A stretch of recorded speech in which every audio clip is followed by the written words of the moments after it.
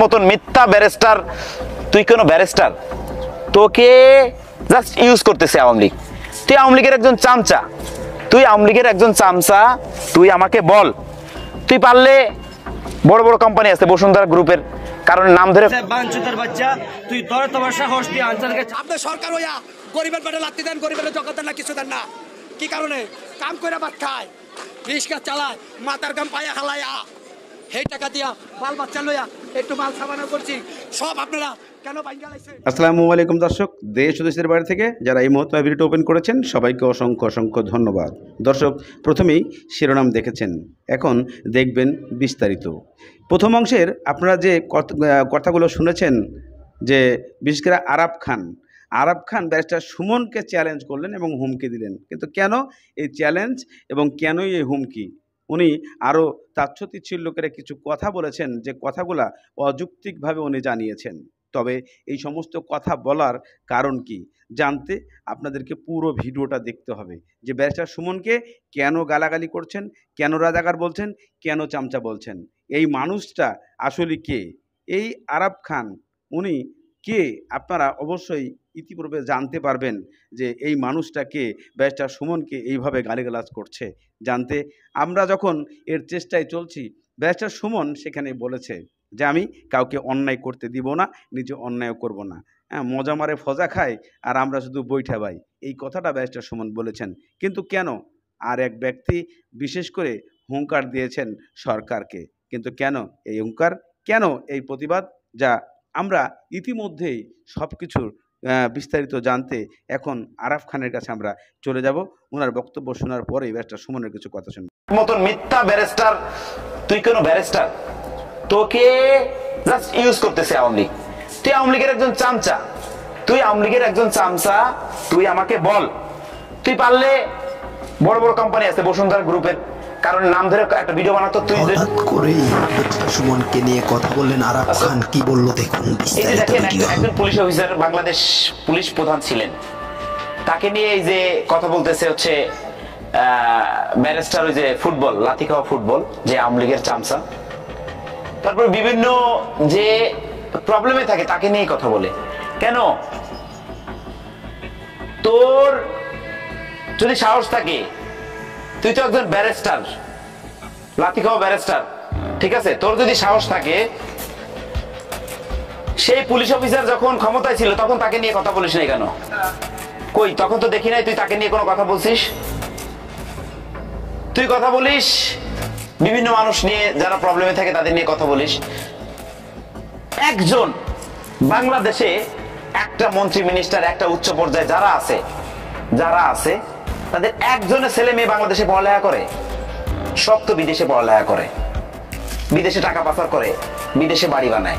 একজন উচ্চবিত্ত মানুষ আমার দেখাতো যে বাংলাদেশে তোর ছেলে, তোর মেয়ে, তোর বউ বাচ্চা কই থাকে? তুই যে এত বড় বড় কথা কইস, আওয়ামী লীগের চামচাগিরি করিস, তোর বউ বাচ্চা মানে কোথায় থাকে? তোরে নিয়ে আমি কথা বলার মতন রুচি আমার আসে না, আমার ঘৃণা করে। কি জন্য? তোর জন্য আমাদের আলেম, আমি একটা ভিডিও দেখে আমার কান্না আসছে, তোর জন্য আমাদের 30 থেকে 40টা আলেম ফাঁসি হয়েছে নাকি শুনছি, জেল হয়েছে। তোর মিথ্যা, তোর মতন মিথ্যা ব্যারিস্টার, তুই কোনো ব্যারিস্টার, তোকে জাস্ট ইউজ করতেছে আওয়ামী লীগ। তুই আওয়ামী লীগের একজন চামচা, তুই আমাকে বল, তুই পারলে বড় বড় কোম্পানি আছে বসুন্ধরা গ্রুপের, কারণ নাম ধরে একটা ভিডিও বানাতো। তুই যদি এক বাপের সন্তান হয়ে থাকিস, একটা বড় মানুষের নাম ধরে ভিডিও বানাতো। তুই যদি পারিস, তুই যদি এক বাপের সন্তান হয়ে থাকিস, ওই যে কত বড় বড় ব্যবসা করতেছে, রিয়েল এস্টেটের ব্যবসা করতেছে, ঠিক আছে, বসুন্ধরা গ্রুপের মতো মানুষ যারা আছে, এদের নিয়ে একটা কথা বলতো। কই, তোদের তো সাহস নাই, তোদের ওই ক্ষমতা নাই যে তুই আনবির ভাইকে নিয়ে ভিডিও বানাবি। কারণ কি, তুই হচ্ছে পারবি কাকে নিয়ে ভিডিও বানাইতে? যারা মানে পড়ে গেছে, যারা মনে করে বিপদে আছে, তাদের নিয়ে তুই ভিডিও বানাইতে পারবি। তুই বলিস, বিভিন্ন মানুষের কথা বলিস, তুই দেশপ্রেমের ভক্তি শোনাস, দেশপ্রেমের গল্প শোনাস মানুষকে। তোর বউ বাচ্চা কই থাকে বল? তোর বউ বাচ্চা কি দেশে থাকে? তোর বউ বাচ্চারে কেন বাইরে পড়ালেখা করাস, লন্ডন, আমেরিকা, কানাডা? কেন? হ্যাঁ, আমরা যারা মধ্যবিত্ত আছি আমাদের নিয়ে মজা করো, হ্যাঁ? এটা গেম। তুমি যে কথাগুলো বলো শুধু ভাইরাল হওয়ার জন্য, তুমি যে রাস্তার পাশ থেকে খাম্বা প্রথম ভিডিও, এটা সবাই দেখছে না? খাম্বাটা রাস্তায় না, তুমি ভিডিও বানায় ভাইরাল হও। তুমি হলো সেই ব্যারিস্টার, লাথি খাওয়া ব্যারিস্টার। তুমি বলো তুমি আওয়ামী লীগের এমপি না, তোমাকে আওয়ামী লীগের এমপি না হলে তোমার জুতা মাইরে বের করে দিত। তুমি আওয়ামী লীগের জাস্ট একটা সাজানো নাটক, সবাই জানে তুমি আওয়ামী লীগের 5টা এমপি। আমার কথা হচ্ছে কি যে একটা মানুষ যদি বিপদে পড়ে তুই তাকে নিয়েই টানা হেঁচড়া করিস। তোর বাপের যদি সাহস থাকতো, তুই বড় বড় মানুষরা এত অন্যায় করতেছে, এত বালিশ কেলেঙ্কারি করতেছে, এত মিনিস্টার, এত মন্ত্রীরা এত কিছু করতেছে, কই তাদের নিয়ে তো ভিডিও বানাইস না? যাদের সাথে মনে কর আওয়ামী লীগের উচ্চ পর্যায়ে যারা আছে, একটু সমস্যা আছে, একটু প্রবলেম আছে, একটু গ্যাঞ্জাম আছে, তাদের নিয়ে তুই তাদের কথা মতো তাদের নিয়ে ভিডিও বানাইস। তোর নিজের কথা দিয়ে তো তুই কোনো ভিডিও বানাইস না। এখন ভালো হয়ে যা, ভালো হইতে পয়সা লাগে না। তোর জন্য আমাদের অনেক আলেম, আমাদের আলেম সমাজের অনেক গুণীমানী আলেম যাদের ফাঁসি হয়েছে, যারা প্রবলেমে পড়ছে, যারা বিভিন্নভাবে জেলে আছে, তোর মতন মিথ্যা বানোয়াট উইটনেস দিয়ে তুই ফাঁসাইছিস এইসব ভালো মানুষদের। ভালো হয়ে যা, ভালো হইতে পয়সা লাগে না। ব্যারিস্টার তোরে আমি মানতাম, তুই ভালো ব্যারিস্টার, তুই দেশপ্রেম আছে, তোর বউ বাচ্চারা যদি তুই দেশে রাখতি, দেশে পড়ালেখা করাইতি, তখন আমি তোরে ভালো ভাবতাম। তুই তো একজন চামচা আওয়ামী লীগের, তোরে আমি কিসের ভালো ভাববো রে? দেখ তুই আমার কি করবি না করবি এটা আমি ভয় পাই না। আমি পুরুষ মানুষ, আমি তোর মতন চামচা না, আমি পুরুষ। আমার বাবা আমাকে কষ্ট করে মানুষ করে আমাকে দাঁড় করাইছে, ঠিক আছে? আমি হারাম খাই নাই, হারাম খাইও না, এই জন্য আমার বুকের পটায় সাহস আছে। আমি পুরুষ মানুষ, আমি তোর মতন ওই যে লাথি খাওয়া ফুটবলার ব্যারিস্টারকে আমি ভয় পাবো? তুই আমার কি করবি না করবি সেটা পরের কথা, কিন্তু কথা হচ্ছে কি ভালো হয়ে যা, নাহলে এমন ভাবে তোর ফুটবলের মতন মানুষ লাইতে এমন সময় আসবে। তুমি একজন অফিসার, সে ক্ষমতায় যখন থাকতো সে অনেক দুর্নীতি করছে, অনিয়ম করছে, তুমি দেখছো, তখন তারা নিয়ে ভিডিও বানাও নাই। এখন তারা নিয়ে মানে তার আন্ডারে কোনো ক্ষমতা নাই, সে বিপদে পড়ে গেছে, তাকে নিয়ে ভিডিও বানাও। এসব মানুষকে নিয়ে তুমি বারবার ভাইরাল হওয়ার জন্য ভালো হয়ে যাও। নিজের চরকায় তেল দাও, নিজের দিকে দেখো, নিজে 2 নাম্বারই করো। কোন জায়গায় বাড়ি গাড়ি করতেছো জানি না, আমরা সবই জানি। সময় হোক, আসবে, সবকিছুই ফাঁস করবো। দর্শক, ইতিমধ্যে আপনারা আরাব খানের কথাগুলো শুনেছেন, গালিগুলো শুনেছেন, বকাগুলো শুনেছেন। ব্যারিস্টার সুমনকে উদ্দেশ্য করে উনি যে বক্তব্য দিয়েছেন, উনি যে কথাগুলো বলেছেন, সেই কথাগুলোর প্রেক্ষিতে আপনারা কতটুকু যুক্তিসঙ্গত মেনে নিচ্ছেন? যারা ব্যারিস্টার সুমনের ভক্ত আছেন তাদের উদ্দেশ্যে বলছি যে এই মানুষটাকে আপনারা কতটুকু মেনে নিয়েছেন এবং এর কথাগুলোকে আপনারা কতটুকু সাপোর্ট করছেন। আসলে উনি যেগুলো বলছে, ব্যারিস্টার সুমন কি সেগুলো করছে? উনি কি দালালি করছে? উনি কি দুর্নীতি করছে? উনি কি চোরাচালান করতেছে? উনি কি কালো টাকাকে সাদা বানাচ্ছে? কোনোটো একটা আপনারা প্রমাণ দেখাবেন। কিন্তু এই আরাব খান কেন এইভাবে তাকে উদ্দেশ্য করে এবং উদ্দেশ্যপ্রণীত টার্গেট করে এই ধরনের কথা বলছে, নাম ধরে, যে জিনিসটা আমি আপনি হয়তো কেউ ঢুকতে পারছি না এর মাঝখানে। কিন্তু আপনারা যারা আজকের এই ভিডিওটা দেখছেন এবং আরাব খানের যে বক্তব্য শুনেছেন, এই বক্তব্যের উদ্দেশ্যে আপনারা কমেন্টে জানাবেন যে আসলে এই আরাব খান সম্বন্ধে আপনার কতটুকু জানা আছে এবং আপনি কতটুকু জানেন।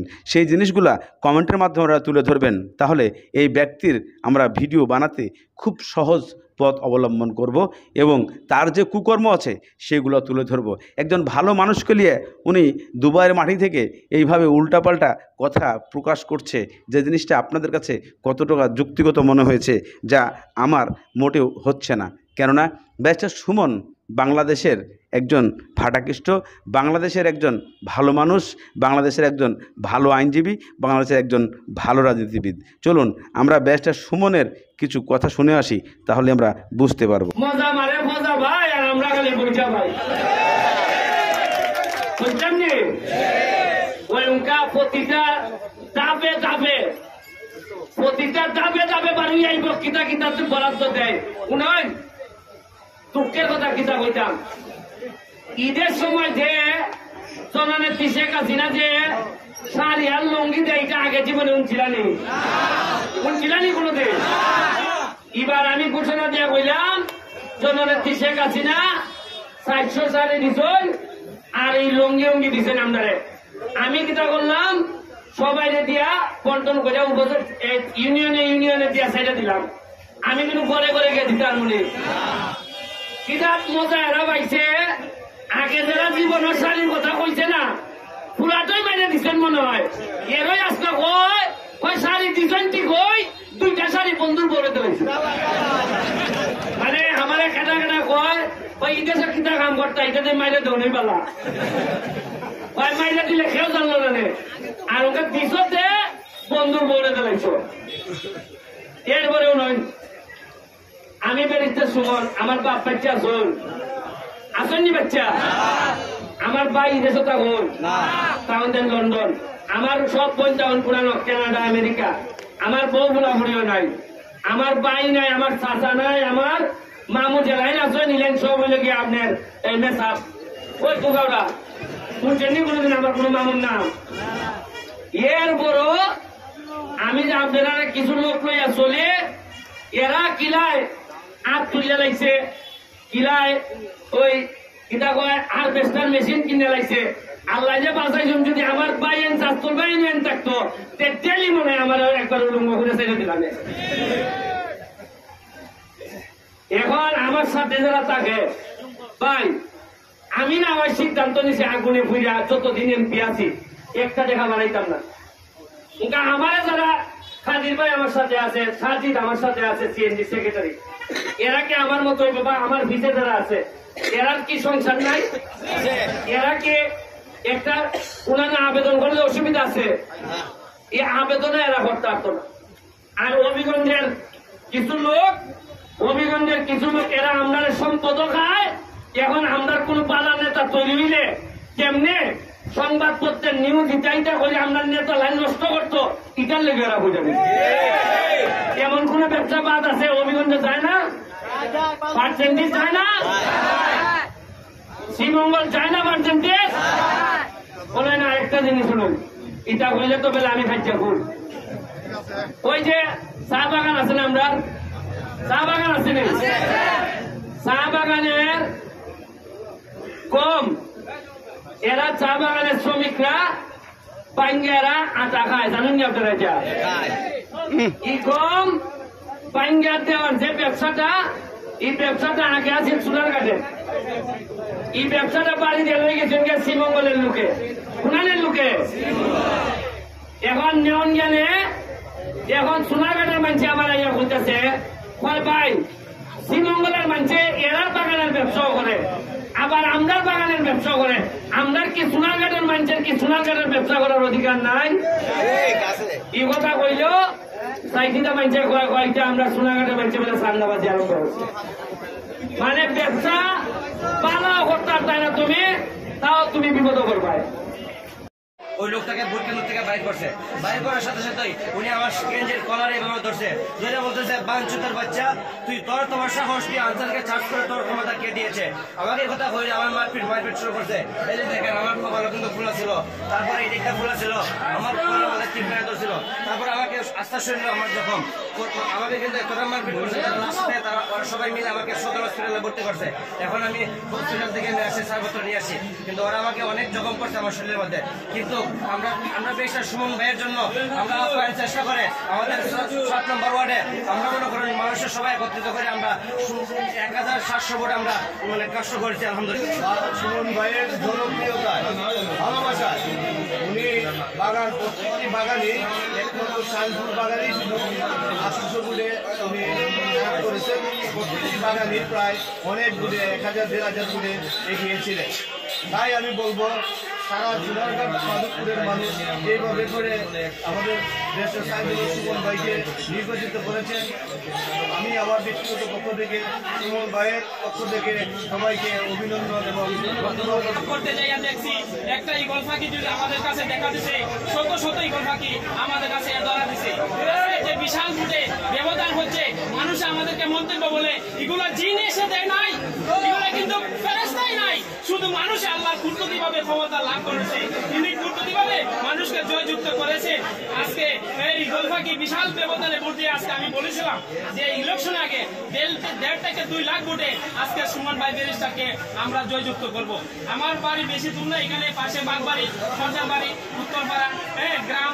নির্বাচনে সুমন ভাইয়ের কর্মীরা এবং এজেন্টরা নিজে ব্যারিস্টার সুমন ভাইয়ের ওনারা যা জীবন বাজি রেখে ওনারা হলো দায়িত্ব পালন করেছে। এটার ফসল হিসাবে সুমন ভাই বিপুল ভোটে এই আসনে আমরা জয়লাভ করেছি। তাই যারা ভোট দিয়েছেন, যারা পরিশ্রম করেছেন এবং মিডিয়া ভাইদেরকে সবাইকে সুমন ভাইয়ের পক্ষ থেকে, সুমন ভাই কর্মীদের পক্ষ থেকে শুভেচ্ছা এবং কৃতজ্ঞতা জানাচ্ছি। আসসালামু আলাইকুম। দর্শক, ইতিমধ্যে আপনারা ব্যারিস্টার সুমনের বক্তব্য শুনেছেন এবং তার যে বিশেষ করে আরাফ খান যে বক্তব্যগুলো দিয়ে সেগুলোও শুনেছেন এবং ব্যারিস্টার সুমনের একজন শুভাকাঙ্ক্ষীকে মারধর করা হয়েছে সেটাও আপনারা শুনেছেন। এখন বিশেষ আসল ঘটনা হচ্ছে যে কেন তার কর্মীকে মারা হলো এবং আরাফ খান কেন ব্যারিস্টার সুমনকে এইভাবে খারাপ আচরণ করলো এবং মিডিয়াতে এসে গালিগালাজ করলো। এর প্রতিবাদ আপনারা কিভাবে করবেন সেটা আপনাদের কাছে আমার অনুরোধ। এই প্রতিবাদটা করতে হলে আপনাদেরকে অবশ্যই এই ভিডিওটা শেয়ার করতে হবে এবং কমেন্ট করতে হবে। শেয়ার করলে হয়তোবা আরও কিছু ভক্ত আছে যারা ব্যারিস্টার সুমনকে আরও বেশি ভালোবাসে, তাদের কাছে ভিডিওটা পৌঁছালে সেই আরাফ খানের দুর্নীতির কুকর্মর কিছু কথা বেরিয়ে আসবে আর সেগুলো উন্মোচন করার জন্য আমরা প্রস্তুত থাকব।